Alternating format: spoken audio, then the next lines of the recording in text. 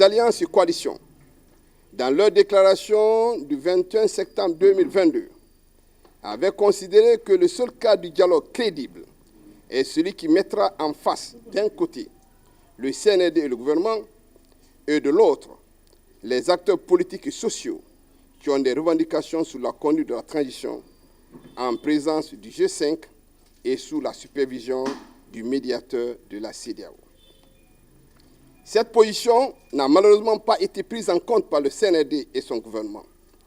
Nos exhortations à renoncer à l'unilatérisme et à renouer avec l'esprit de la charte qui consacre le consensus comme base de la conduite de la transition continuent d'être méprisées. Conformément à notre précédente déclaration du 21 septembre 2022, nos alliances et coalitions politiques rejettent l'arrêté du Premier ministre. Après une journée pleine d'activités, les jeunes de Boké et ceux des villes environnantes se sont retrouvés pour savourer la fête de la souveraineté. Un concert digne de nom, offert par Adafo Events.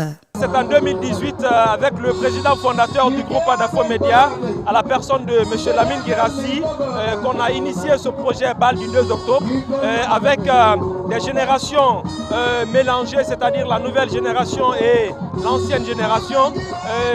On a constaté que chaque 2 octobre, après le traditionnel défilé, c'est fini complètement.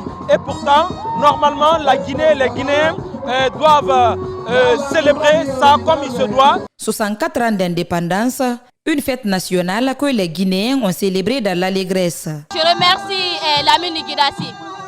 Ce qu'il fait pour Boké, c'est énorme. C'est une fête qui nous fait penser à nos aînés, à nos ancêtres, qui se sont battus pour notre Guinée.